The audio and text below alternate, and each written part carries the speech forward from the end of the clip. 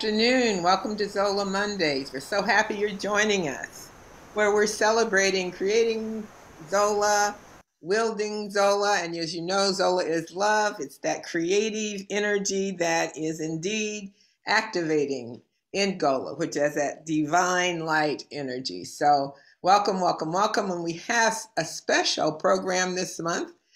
We have a special guest, our Baba Dr. Wade Nobles, and the rest of our panel is here as usual. I'm going to let the panel introduce themselves. By the way, I'm Linda James Myers, who is the moderator of the Creating Zola Mondays and past president of ABPsi, and so happy to be with you.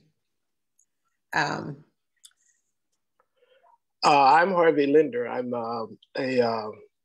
currently a clinical director at Metro Social Services in St. Paul, Minnesota, and also I'm chair of the board at the Cultural Wellness Center in Minneapolis. I'm also a co-founder, past president of the Minnesota chapter of ABPsi, and a former Midwest regional representative. I'm currently serving on as a member of the ethics committee of ABPsi. Very good. Baba Wade, would you like to go next? I'm Baba Wade Nobles. I'm the one of the co-founders of ABPsi, and I'm past president, a regional rep, and I've written some things in Black psychology. To say the least. Yeah, I'm really glad to be on this talk. Evan, Garrick. Yeah, I can go ahead. Hey, y'all, I'm Robina. I am a PhD candidate in counseling psychology, and I am the communications chair for the student circle of ABPsi, as well as on the social media virtual impact team. Hey, everyone. Sorry about that. My name is Garrick Beauliere. I'm the current Eastern graduate representative of the student circle, former membership chair of the student circle, the current DC vice chair, the current ABPsi DC vice chair. I'm also a PsyD candidate in clinical psychology. Okay. I'll hop on. Hey, I'm Evan Auguste. I'm the current student circle chair. I'm also the Sawubona Healing Circle co-chair. With that in mind, I want to take this time to share that we're offering Sawubona Healing Circles throughout this week through the trial of the officer who murdered George Floyd. So if you're interested and need healing, wellness from an African-centered and grounded perspective, we're offering that throughout the duration of the week. You can check the ABPsi Facebook page for registration on that. And also a PhD candidate in clinical psychology as well. Hey everybody, I'm JoJo. I'm a third-year clinical psych student at the Chicago School of Professional Psychology, and I'm a part of the ABPsi social media virtual impact team. So thank you all very much. We like to mix it up here with elders as well as our younger generation, so we can get a conversation going about some things that are really, really important. And the Association of Black Psychologists has been committed to elevating the consciousness of our people, illuminating our souls, and really helping us to regain that balance and health. So we're happy today to be able to share with you. And Baba Wade, I think we'll begin with you. Why is seeing the cosmos through the eyes of our ancestors so very important? I think I want to say that I'm really glad that that this topic has been raised, because it's wonderful to help us to bridge and make a paradigm shift that's needed in order to really see and understand that we are our ancestors. And that to understand that, you have to begin to try to interrogate the thinking of the past and the ideas. And the way I want to try to do it, if I may, is I've created 2 or 3 slides. I'm gonna try to share my screen. And this is where you young folks are not allowed to laugh at me if I don't do this technology right. So I start with that, but I'm gonna see if that works. Let's see, share my screen. And then where do I go? Oh, here it is. Okay, good.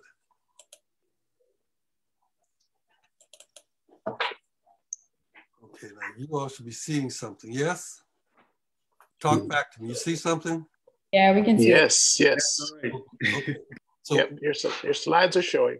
Good. So what I want to do is just walk through 3-4 slides, and then we can have an open conversation. But for me, these slides are helping me to try to rethink what does really mean about the cosmos and our ancestors.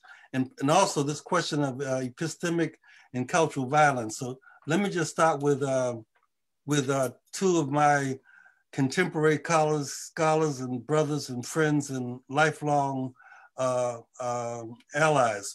Dr. Jacob Carruthers out of Chicago said that African scholar practitioners must break the chain that links African ideas to European ones and listen to the voice of the ancestors without European interpretation.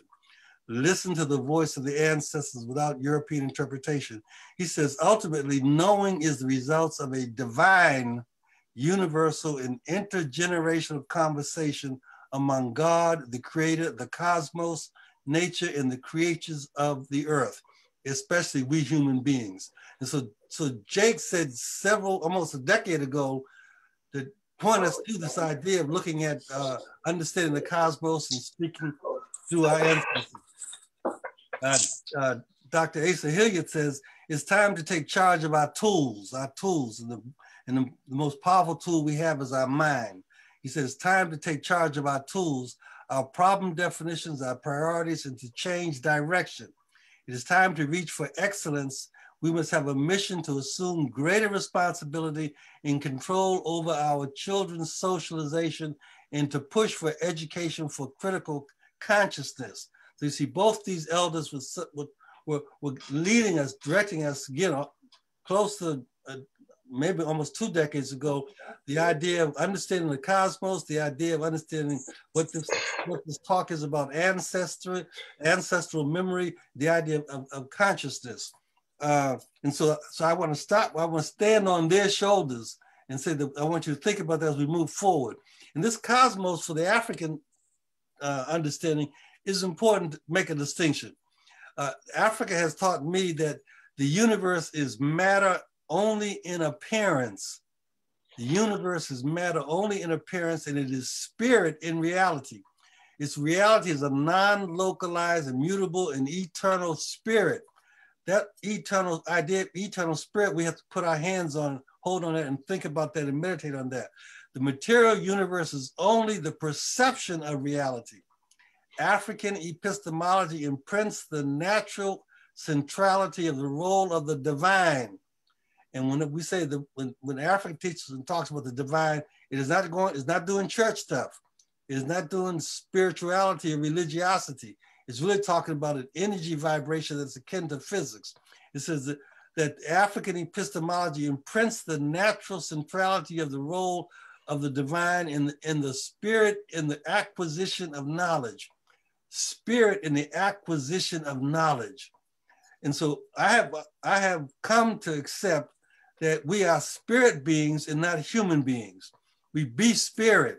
We are not human beings. We are spirit living energy that's a vital force. We are, as I say, spirit beings housed in a physical container having a human experience. So now we who have the craft of managing the mind have to sit and let that resonate with us. We are spirit beings housed in a physical container having a human experience. There are 3 parts of that. We're spirit beings, physical container, human experience. Our physical container has been assaulted over and over again. Is somebody helping me? Okay. Our physical container has been assaulted over and over again in terms of the trying to dehumanize and denigrate what Black people are and what we look like. Our human experience has always been a violent and hostile experience. So think about how we walk in the world as spirit beings housed in a physical container that others have made denigrating and living in a human experience that others have made hostile and violent. And then Africa has taught me that in terms of reality, in terms of the cosmos, reality consists of the visible and the invisible. And we've taught, all our Western trends been taught just to deal with the visible. And if we start talking about the invisible, we knee jerk into some silly stuff about ghosts and hanks and spooks and being afraid of hearing things in the dark. But reality consists of the visible and the invisible, with the invisible being far greater than the visible. So if we were just talking about a library of resources, our invisible library is far greater than the visible library. But why do we limit ourselves only dealing with the visible? The visible realm, what's sometimes called the microcosmos, is the immediate perceptible world. That's what we walk around and bump into every day. The invisible realm, remember, is far greater, so it's even have two components. The invisible realm, sometimes called the mesocosmos, is the immediate intermediate world of spirits, of genies, of loas, of orishas, the beneficial and the malevolent forces in the universe. And then there's the macrocosmos, which is the world beyond our senses. Now, how do we deal with that as psychologists? How do we deal with the world beyond our senses, the realm of the divine, the realm of the ancestors? That's a living place that we have to begin to include in our negotiations and interrogations of how we do our work. And so seeing By the way, can I raise a question? Yes, all along, please. Should I go back? Yeah. So as you, no. I think your last slide is perfect, a place to jump off our conversation. Okay. Because I think, as you know, many of us have been thinking from an African-centered, what I call an optimal worldview for many, many years, and writing about it, and actually have talked about the world as a spiritual material reality, essentially spirit manifesting. And I think the way you framed it here is so very important. I just want to make sure that there are no more comments or questions before you move on to your next slide. Please. Any comments, questions? Anybody monitoring the chat? Let's see what we have going on there. No, we don't have anything right now. Just folks promising not to laugh at you about the nobles. You tell us that's old news. We don't want beyond that now. We rocking and rolling now. So right now we're into the other reality. So in traditional culture, we know we've always been people who focused on what you're calling the macrocosmos. That's an integral part of the reality that we experience. How you're framing this different than that reality, than how we've normally talked about it? I'm not sure I understand what you're saying, Linda. Sure. So you framed the visible realm and the invisible realm as two dimensions. And you've placed in the invisible realm the meso and the macro. I'm particularly interested in the macro because that's where you placed the ancestors. Yes. And I'm just suggesting as we even move through the world in the visible realm and in the meso realm, we have always embraced and engaged the ancestors, the divine. And so my question is simply, is what you're saying simply a reiteration of that, or are you saying something different? Yes, for me it's a clarification, because what I'm trying to hold on in my own mind space is that there is the totality. There is the totality, the all, and the all has realms that that sort of blend into each other. And so conceptually, we break them up as separate realms, but they really are blending into each other. So the ancestral spirits are always with us all the time. They see us all the time. We see them some of the time when they materialize. Yes. You see, so they're realms of existing, and that this spirit, we're all spirit energy. So our ancestors are vibrating energy as well, but they have transitioned back into the invisible realm. And therefore, they can see from their spot us. We sometimes can see them when they choose to materialize and make themselves visible. But we always, our people have always recognized and honored the ancestral energies that come. Sometimes in a dream, sometimes they come with presenting something in your path that you weren't expecting to see, and now you see it and you benefit from it. Or sometimes diverting you from some danger that you didn't realize it was going to happen, and they move you out the way. So there's a constant interaction with what in the Yoruba tradition we call them the dwellers of heaven. There's a constant interaction with the dwellers of heaven and the dwellers of the earth. We're all one family. Yes, and we can think of it as a multidimensional self. So they're a part of us, we're a part of them. along many, many dimensions. Thank you for that clarification. Yes. Hey, Baba Wade. Yes. Could you talk a little, I don't know if this is going to come up, but could you talk a little bit about the ways in which that they sometimes materialize into the visible realm? Yeah, let me come back to that because I want to give some other ideas, okay. And then we can talk about. Then I think we'll be able to talk about our own experiences. We've been working with the ancestors because remember I started out. We are the ancestors, and so we're working with the ancestors all the time. But we've been taught through our Western education to disregard all those inputs. But I'll come back to that question if I may. And when you go to the next slide, can you press the slideshow view? Somebody said that they couldn't see some of the words. What is the slideshow view? If you go to the bottom right hand corner, or actually no, at the top where it says slideshow, you'll see home, insert, draw, design. At the very top, move your mouse to the left. Yeah, drag it all the way to the left. Yeah. Where the tabs are. To the left, over here. To the left, yeah. Left. Right there. Slideshow right there. Right there. So click slideshow. Click slide. I don't see those slides. Right here. Okay. Let's see slideshow there. And then press play from current slide. Is that better? Okay. Got it. Much better. Okay. I want you all to just say you did very good now because you have to reinforce new learning. Great job. Very good. Thank you. Okay. And so what I want to try to talk about here is that in seeing with ancestral eyes, there are three things that are important: language, narrative, and voice. In my thinking, I've been trying to work with what are the tools that we use in order to, if I say I am the ancestors, then how do I see with ancestral eyes? And I think it's language and narrative and voice. And you all know, at least I've come to understand that the Western grand narrative has been the problem, has been the invisible poison that we've all been drinking for a long time, the Western grand narrative. But when you look at narrative as a construct, narrative is the descriptive and explanative discourse that recognizes and records events.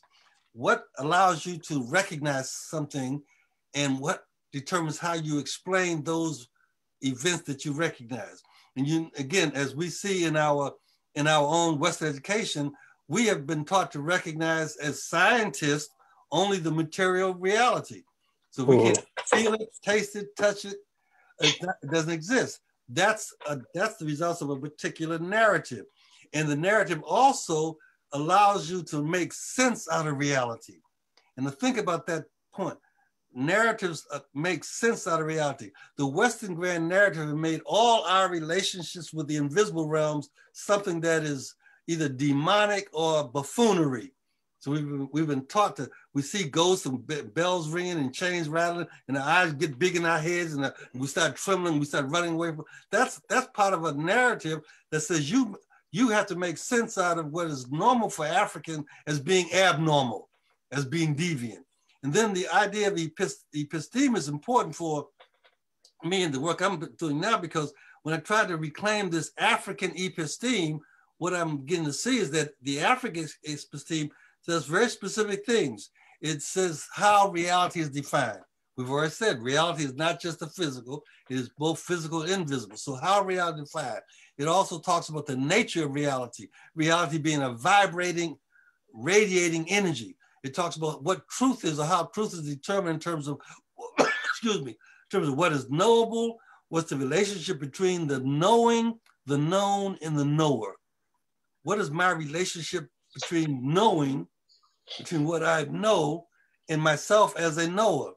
And then Bobby Wright, a very long time ago, said that one of the assaults on us was, he coined the term menticide, which was the attempt to kill our minds that resulted in us having a mental incapacity to think freely. We only think with the European blinders on. There are several South American social scientists who begin talking now about this notion of epistemicide, where they are arguing that epistemicide is the attempt to murder the ability to even know. So one is the killing our minds so we have a mental incapacity. these two concepts I think are good to put in our tool chest. The mental side, the attempt to kill our ability to even have the capacity to think, and the other is the epistemic side, the attempt to murder our ability to even know. So those are things I want to keep in my holster so I can use those as we move forward. In this this European, let me go to language. Language is important, and Linda and I have in common a master Sangoma shaman mystic named Ya Fukiao. And Fukiao is somebody, if you young people haven't looked at, you should start looking at his work. His work is game changing. But Fukiao says that the borrowing and the usage of alien Euro-American languages as the first tool of communication is one of the most dangerous steps chosen by African people. Look at the language. He says, use that as the first tool of communication, meaning that there are other tools of communication. But if you only use Euro-American language as the first tool, you're going to limit yourself, and it's a dangerous step. I'm going to say that when we prioritize English as the language of communication, we carry the weight of Greco-Roman, Germanic, Anglo-Saxon, European culture and civilization through our mouths. When we prioritize their language, we carry their culture and civilization through our mouths, which in turn serves as a container and pathway to our minds and knowing. So we have to reflect. I want us to reflect ourselves on, if we only limit ourselves to those Greco-Roman Germanic languages, what container are we finding ourselves in, and how does that lead to us understanding our own minds, let alone the minds and the mentalities of the people we are promising to serve as therapists and healers. Remember, Jake said, listen to the voice of the ancestors without European interpretation. Voice now is a construct. It's not just hearing some sounds. Voice is a construct. Voice is the power to express one's essence in the experience of living. Now, I would stop right now and say, let's deal with that. What voice are you using to express the essence of African living and the experience of our living? We haven't even had an opportunity to reflect on that. And what I'm really suggesting is that this topic that we've chosen for this Zola Monday is critical, because it gives us an opportunity to reflect and to have some epistemic reflection on these things that we just automatically accepted, never challenged, never corrected, and move forward. Voice is used to capture the maps of meaning growing out of a people's cultural grounding, historical relationships, and meaning as a person. So there's some areas for us to mind. How do we uncover and if you will, clean our cultural grounding? How do we decontaminate our cultural grounding? How do we interpret and understand our historical relationships with the concept of Africa and with the relationship with European domination? And then what is the meaning of person that comes out of our African tradition? I use this last column to point out that the Western grand narrative is really Greco-Roman Judeo-Christian thought. The Western grand narrative is the source of our cultural violence. That's my saying, that you can accept that, you can challenge it, you can think about it. But when you look at what they call the real or the reality, is based upon matter, the primacy of the individual, linear oppositional polarities, separateness, domination, logical positivism, biological determinism, all those things, social dominance, all those sort of themes in their science have been used to denigrate and destroy the essence and the integrity of being African. So I say that's where the cultural violence is. The cultural violence is in the Western grand narrative. I have posited top of that. I've taken the opportunity to say some human being just said, this is our narrative, and we just accept it. Well, we as Africans declare a narrative. And I think that if we look at our long view of our history, the critical places have been Kemet, Nubia, the Bantu Congo traditions. We started interrogating those. So I decided to say, we have a Kemet, Nubian, Bantu Congo grand narrative. They got a Greco-Roman Judeo-Christian grand narrative. Well, the Kemet, Nubian, Bantu Congo grand narrative speaks to the real as spirit, consubstantiation. We are all of the same stuff. Personhood, synergy, interconnectedness, circularity, wellness, wholeness, collectivism, has a mindset that speaks to commonality, centeredness, transformation, transcendence, improvisation, inspiration, agency, will, revelation, nomo, the power of the voice of word. So we can, what I'm doing in my own work is interrogating and thinking about how do all these ideas apply to us, developing a sense of what Linda has already spoken to us about, which is the optimal functioning. How do we take these and then use these as building blocks? And then this whole notion of a African, I'm calling African Symbiotic Illumination Manual as counter to the DSM. We all love DSM because that's what we've been trained. Well, they got a DSM. I said we got an ASIM, an African Symbiotic Illumination Manual. I'm trying to speak to the voice of the ancestors. I'm trying to understand and see the cosmos for African cosmology. And again, we look at what we've done. We haven't just sitting on our hands.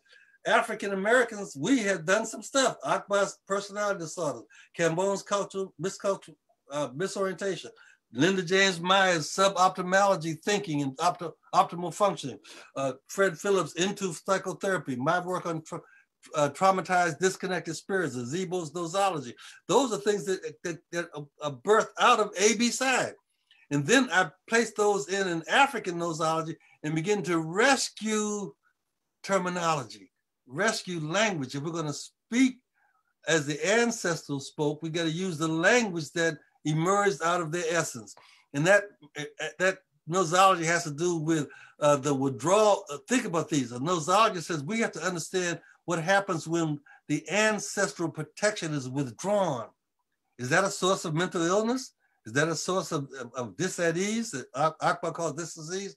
The Bafanza Bazavula Theli, Acom Co, without spirit, can people function normally, functioning properly, with optimal functioning without spirit? The Sikeri Folo, to act without spiritual connection. And we have both, we have spirit connection with ourselves, between ourselves. We have spirit connections with those in the invisible realm. We have spiritual connections internal with our own self.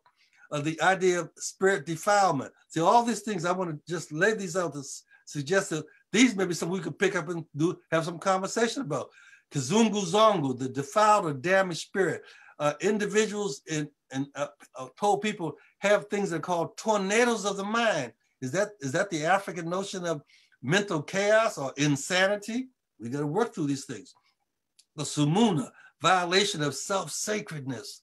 We don't even have a walk around everyday sense of being sacred. We become sacred when we go to church. We say we got to act sacred now for that 2 hours on Sunday, but we don't walk around every day talking about I'm a sacred being. Africa has a term for that. Zumuna, the violation of our self-sacred. So then I said, well, look at, we first introduced this notion of Zola, love activates Ngolo, the energy of self-healing power. There's others, Ngolo, energy of self-healing power. The Bwana Mboti, the child of our ancestors. We were working on a project out in California. We were trying to do some, we're doing a therapist in residency where we're taking our licensed folk, doing a paradigm shift with them and then training the next generation of African-American clinicians. And the first thing we said is that maybe we should stop calling our people we work with as patients or clients. And if we rather than say, I'm the patient, you're the patient, and I'm the therapist, what if we called our patients the child of my ancestors? Stop right there and sit in that encounter where we're providing, in quote, therapy. If I'm looking across the table, I'm looking on the couch, and I see the child of my ancestors, that's a very different vibration than if I see a client or somebody who's been sent by the court, forced to sit in there because either go see me or go to jail. You see the vibratory energy shifts based upon even the language. The idea that comes out of Kiswahili, the Shea Alafia Ni, I'm sorry, Yoruba, Shea Alafia Ni, a state of being in perfect and total peace. Well, is that not the goal for our therapeutic interventions? This notion of iguzulu giza, to heal a whole people. That ABPsi really has been inching up on the fact that we are creating a paradigm, a discipline, a craft, a science that's designed to heal a whole people and not to heal individual patients. This notion of all these become things that I would offer us to consider as we look at this. How do we this idea of cosmos, and how do we see through our ancestral eyes? The Nganga in Gisa, one capable of activating the process by which the body repairs, cures, or restores itself to health and well-being. That is for me, that's the foundation of Linda's work in terms of optimal psychology. How do we activate the process by which we let go of the suboptimal stuff and engage in a process where the body repairs itself, cures itself, restores itself to health and well-being. And then finally, we are the ancestors. Now, ancestors, let's talk. Very good. Thank you so much, Baba Nobles. It's always good to hear your analyses, and it's been so powerful. And I think one of the things that to me confirms we are the ancestors is just the tremendous convergence of knowledge we have across researchers and scholars and writers in the association who really come to support the ideas that you just spoke of. But rather than me talk, any comments, questions? I can clear this off my screen so I can see you all. That's what I want to do. Okay. I have a question really quick that could definitely help me with how I've been, like, I guess, working through some of the ideas that you just shared, because I think they're so beautiful and powerful. And I think everybody here, Dr. Linder and also Nana Linda, have experience with this as well. So as I'm understanding you talk about like the African grand narrative that's kind of been, I want to say it's been maybe polluted or shifted, right, by the European grand narrative and emphasizing only what's visible, only what we could interact with, right, and almost demeaning and distancing ourselves from that African grand narrative.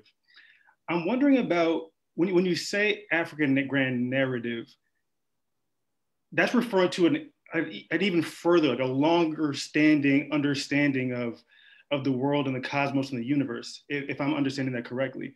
And so I'm also wondering about those peoples that I think also share, I guess I'm specifically wondering about like the native nations of the Americas, for instance, who I believe have so much in common, seem to be sharing so many principles of that African grand narrative. I'm wondering if some of the cultural ideas and beliefs that they share, I was reading the other day about the Muskoke people and how they understand Blackness, for instance, as an essential quality and property of healing, right? And so are they also operating from an African grand narrative? Because maybe when they came here, they weren't, again, like they weren't polluted by that European grand narrative, or is that still something, is it still something deeper and these maybe other peoples are operating from a different grand narrative? That's what I'm. Yeah, that's a very, very intriguing and important question. And I think that the beings that we call human are African. All beings originated in Africa. And as the beings in Africa traversed the world and started migrating throughout areas, they carried their Africanness with them, even though they didn't call it African. And at some point, it seems to me, and Kwame Nkrumah makes this point, he says that there's something called categorical conversion. A categorical conversion is when the quality changes to a point where it changes into a different category. And it looks like, and this is Baba Wade Noble's analysis, so be careful with it. But it looks like in the populating of the planet, as Africans went to different areas of the world and interacted with those environmental conditions, there was a categorical conversion to something called white folks or Euro-Asians. That categorical conversion blocked its own access to the African genius.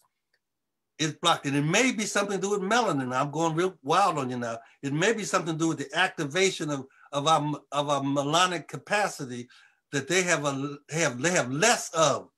And so there's like a line between, you see these, and I've used real big hatchet cuts here. You see black folk, you see brown folk, you see yellow folk, you see tan folk, you see white folk.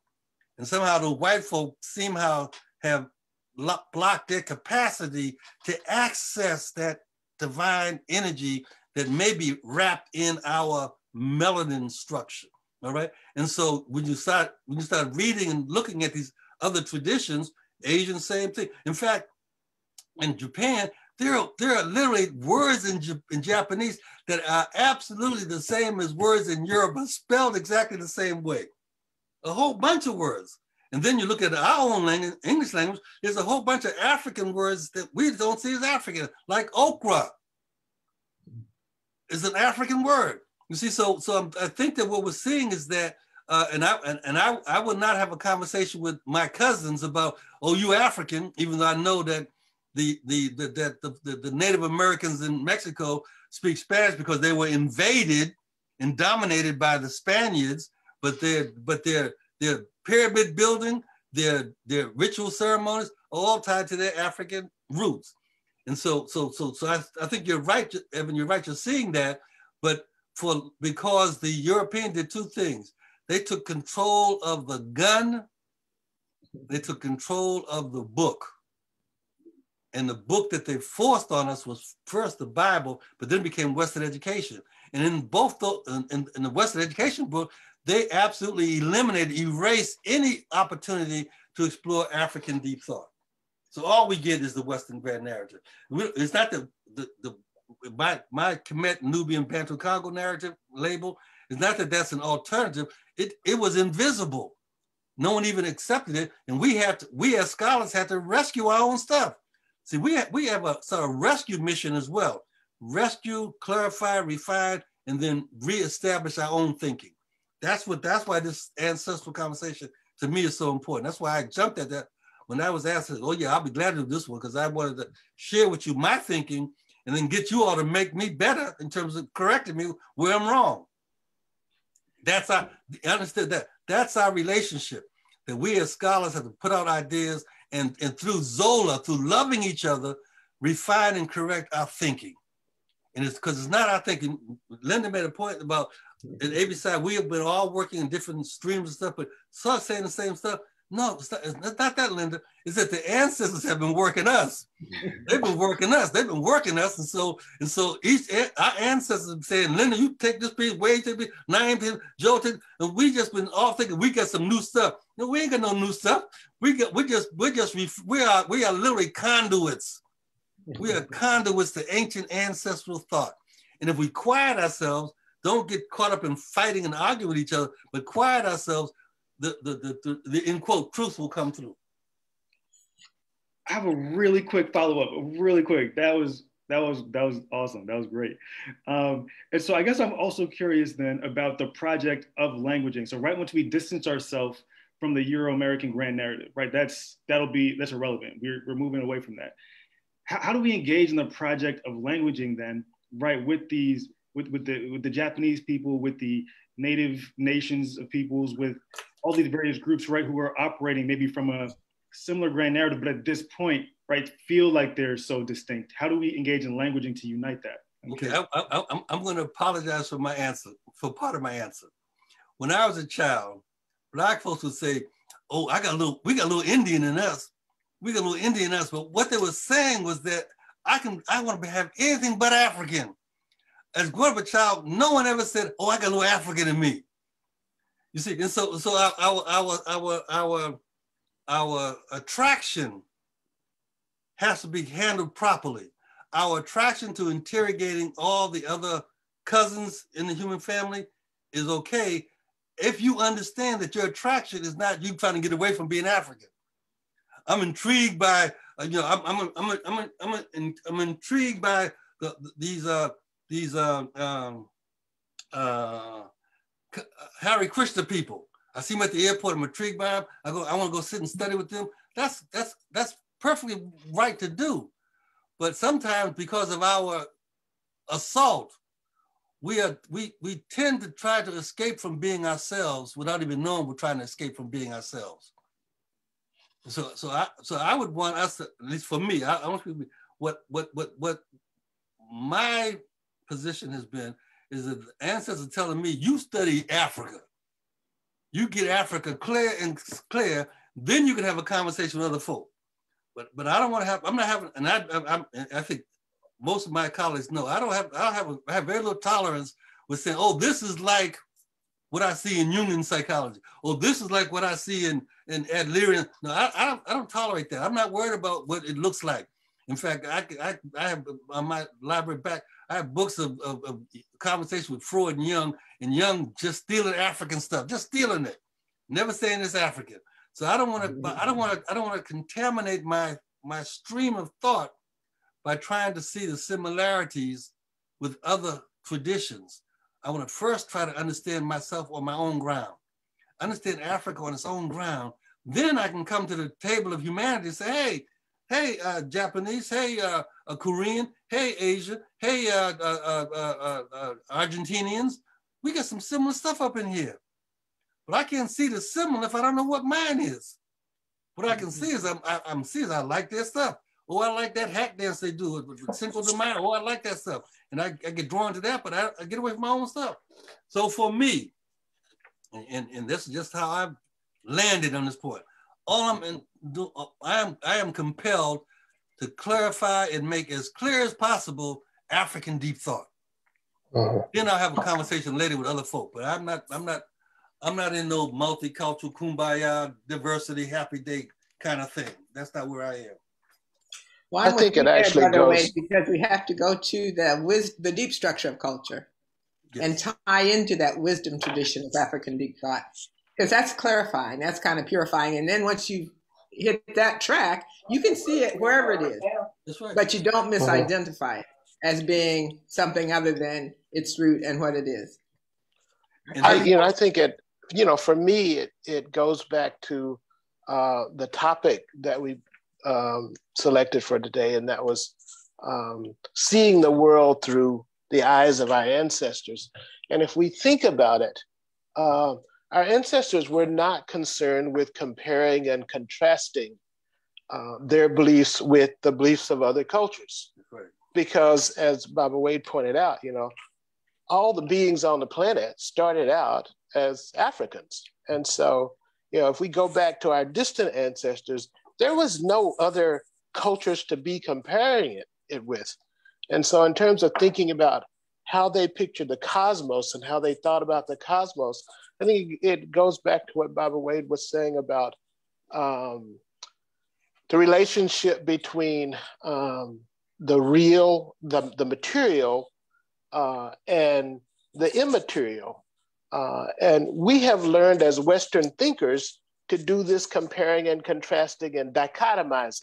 Sure. And we still wrestle with this, one is real and one is not real. And that's just, that gets us off track, because the material world is just a subset of the larger macrocosmos, as Baba Wade was saying.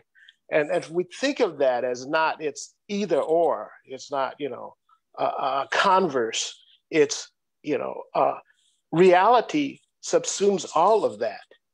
That's right. And so there's not this question of this is real, that is not. The reality subsumes all of what we know in the material world, as well as all of this other stuff that we are unaware of, that we don't have a way of conceptualizing. Yeah. JoJo, Garrick, Robina, let's hear from you. I want to just throw a quick comment or two in. I really appreciate this dialogue. And Baba knows you dropped a lot of gems. I really appreciate that. And in regards to what Evan said, I think, and just correct me if I'm wrong, I think when it comes to, I guess, the natives and kind of what Baba Noble said in regards to we were all African first. I had to take a screenshot of the PowerPoint, but I think how the natives, practice their cultural traditions may have probably been innately African culture, but it was probably just a different language, kind of like what Bob Noble was saying as far as narrative, language, and voice. I believe maybe it is similar or rooted in African, but their language was just different, you know, in the sense of like what I guess the practices, I guess their cultural practices may be similar to what we've practiced before, but it was just in a different language and how they articulate it. But it's still all in essence the same thing. So like and that really has me thinking in regards to, you know, just how kind of like what you were mentioning, Evan, how like other cultures may do their practices. You know, I feel like certain cultures may have similarities to, you know, the similarities that's rooted in African, but because, you know, we have so many, like, I guess we've been, blinded by, you know, I guess the grand European narrative.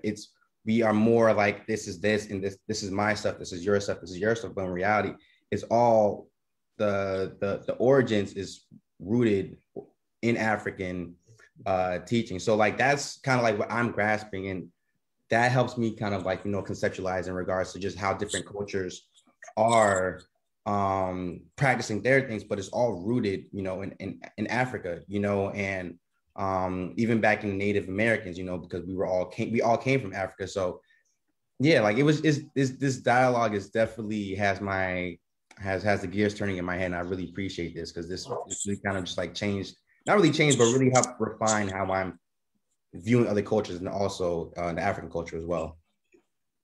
Robina, JoJo, thoughts? Oh, yeah, they have to say something, otherwise they cheating me. You know, reciprocity is the law. If I give, you have to give. I saw in the chat they had something to say. They saying. Chat. Yeah, I was thinking the same thing as well. And I like what you said about this whole like multicultural kumbaya, because really for us who are coming up, you know, now in like PWI or like predominantly white institutions, and learning like about the origins of psychology being with, you know, these white people or Europeans, it doesn't necessarily help. It doesn't help. For me, it makes it a lot harder to unlearn what I've learned and then like start to lean into like African deep thought and stuff. And I know somebody in the chat was saying like, oh, what is this stuff like from Jung that you know, they took from African people? And for me, it's like, I kind of want to just read more into like the African narrative so that I can just understand what I should be grounded in. But I'm gonna pull in a question from the chat as well. And some people ask questions around ASIM, and they're wondering if there's any like literature that's written that they can find on it, as well as if they would like to use it in their work, like how can they get mentorship in that, or use it to like practice. Okay, the ASIM is the literature is right here in me. I'm creating it out. I'm creating it. Understand that we have the power and the authority to create ideas. To create and ideas. Responsibility. In responsibility. We should be creating ideas, and then in our conversation, test those, challenge those ideas, correct those ideas, and then replicate them as we need to. And so the ASIM is something I've created right here in this little library in my room. A thought that came, and again, it's not me. It is inspiration that's coming through me about how do I free my thought, and following Asa and Jake's ideas about having an intergenerational conversation with the divine. And so ideas come to us. I don't own it. It comes to us. And so when I write, all the stuff I write and publish, it's got Wade Nobles on it, but it really should be saying Wade Nobles as spoken to by. See, but the fact of the matter is that as we do this work, at some point, in order for me to test out this ASIM, I'm going to have to publish that or write it up or shit. I do it now in workshops. I do workshops with them. In fact, I have something that's called the Saku Collectives, where I've been working with selected folk who want to study my work and work with me. So I have a group of Haitian Black psychologists in South Florida who have been working with me for the last 6 months, going through, it's called a collective. We're going through ideas. So I share that with them. And I at one point, we as past presidents had agreed to be judges for at least 2 or 3 of our new career professionals or young psychologists to work with us. So I've made that my commitment to work with small groups of folk to work along with me to think through some of these ideas. Working with Linder is the same kind of a valuable opportunity. Working with Harvey's, if you have the time. And so, see, I'm not a therapist, so my modality is different. And I'm used to working with small collectives of thinkers. And so that's what happens. I can share anything that I've written, anything I've published. I have a whole bunch of, I've been transformed from being a lectern lecturer to a PowerPoint lecturer. So I have a whole bunch of PowerPoint slides I'll be glad to share with people who want to do the work. I should say this as when I was initiated into the Yoruba tradition of Ifa, the one thing that Babalawo kept saying to me over and over again in the black darkness of midnight in Osogbo in Nigeria, you got to do the work. You got to do the work. This ain't no drive-by stuff. This ain't no, I'll pick up one article from Linder, one article from Naim Akbar, one article from Kobe Kambon, and I got it. No, you got to do the work. You can do the real reading. And then if you're blessed, have an opportunity to sit with someone, an elder, and not an old person, but an elder, sit with an elder and work with them in an intergenerational conversation. But we are all conduits. And if you, Maya Angelou said, literally 7 days, 7 is an important number. Maya Angelou said 7 days before she transitioned, if you quiet yourself, he said, if you quiet yourself, you'll hear the voice of God. So part of our modality, part of our methodology should be silence. Find that silence time to quiet yourself. Well, I'm sharing with you now. It might be a good thing to take a moment after we get off the Zoom and just quiet yourself and reflect and see what comes to you. That's different from memory. I remember what Dr. Noble said. I'm not saying that. I want you to remember if you think it's valuable, but memory is different from quieting yourself and seeing what comes to you as revelation. On that scheme, one of the charts I showed you earlier about the African grand narrative, one of the components was revelation. What's revealed to us. We gotta lift that up. Revelation, oh, that ain't scientific. Yes, it is. Revelation. More scientific than what we do. Absolutely. And so we gotta deal with these ideas. What I want to do is bombard you all with all these thoughts and ideas, then say now go quiet yourself and think about it. Go back and tell what you know. JoJo, your thoughts? Yeah, I think that these talks are super affirming, especially because I tell a lot of people this. When I started my nonprofit organization, I was super hesitant about calling Black folks prophets or divine and stuff like that. And I felt self-conscious. I was this is going to ruffle some feathers and stuff like that. But every time, Baba Noble said, every time I sit at the feet of my elders or people who came before me, I learned that we are in fact divine, and we do there's a lot of truth in what we're saying in conversations like this. So I love it here. Well, I think it's so powerful when we do go back to the deep structure of culture and unearth that wisdom tradition at a level that allows us to see the divine across languaging, because the purpose of language is to deliver meaning and understanding. So as we pursue at a depthful level that knowledge, wisdom, and understanding, I think that a lot of things that were confusing when we still ourselves become clarified. And that's an exciting methodology that's not typically taught in the West, in the Western grand narrative, as you would say, Wayne. Harvey, you were thinking, had a thought? I was thinking that, Baba Wade mentioned the work that needs to be done. And, what I try to remember for myself and what I try to tell other people is the work that you are going to be doing anyway, because the work is always the work of becoming yourself, knowing yourself, learning yourself. And knowing yourself involves learning your history and learning where you came from and what you came from, and understanding what it means to be a spirit being manifested as a material being. What does that mean to you?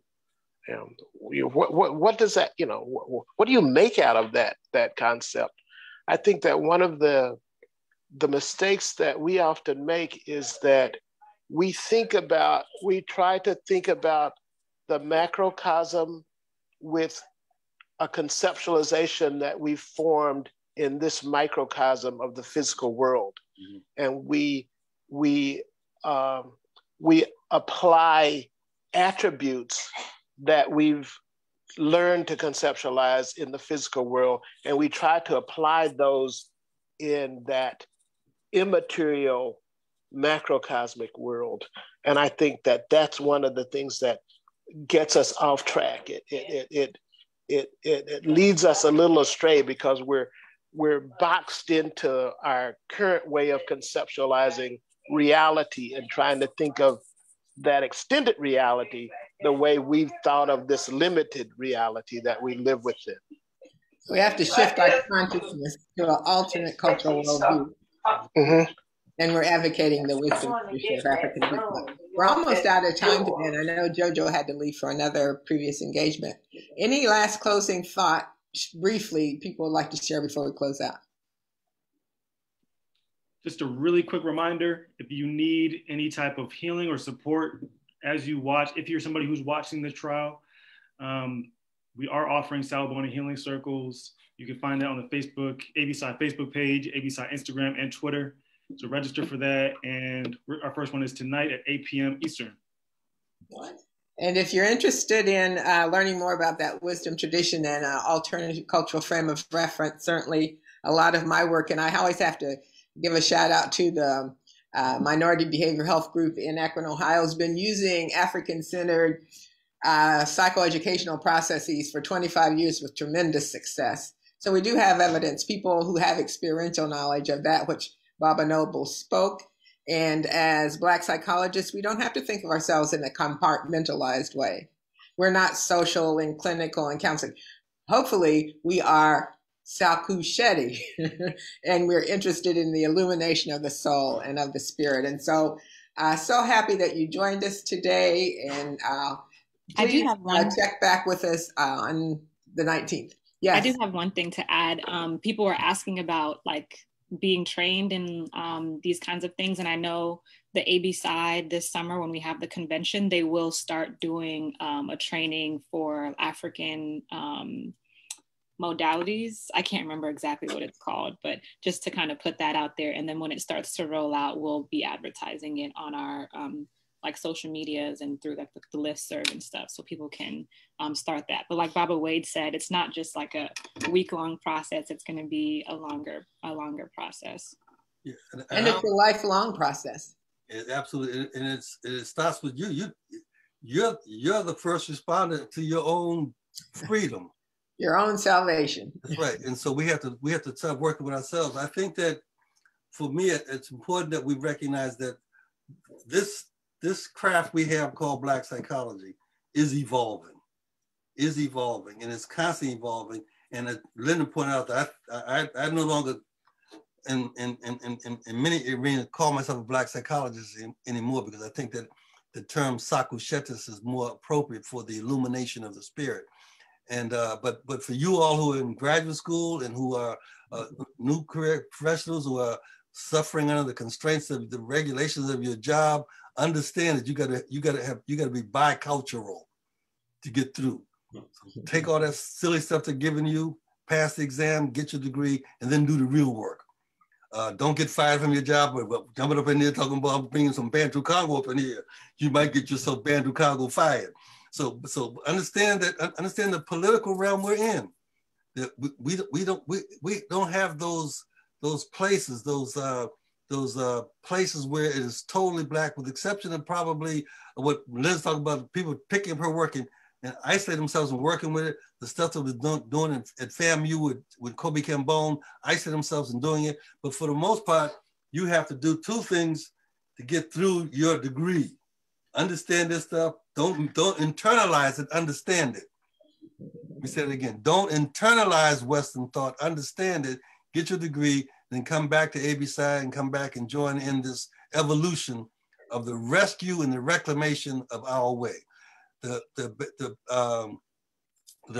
Kikongo called this Kalunga, the totality. We should be practitioners of the totality. We should be Kalunga people, Bantu Congo people. That's in fact, geographically, I can demonstrate another time, that's who we are. We are Bantu people. We are Bantu people, and so we should go back and understand what has come through us. I want to thank you all for the invitation. I always love talking with our people. I'm looking forward to the next time where we'll go pick up that conversation about how do we know what the ancestors are teaching us and speaking to us through. Our focus will be on renewing the African mind with ancestral consciousness. So how do you be African conscious, and how do you express it? How does it become lived tradition? Let's say it that way. How do we be? And be more better. We're gonna be more better than those ancient Africans that built the pyramids. We can be more better than them. And no one has figured out their engineering yet, but it's in our DNA. And it's their expectation. In our spirit DNA.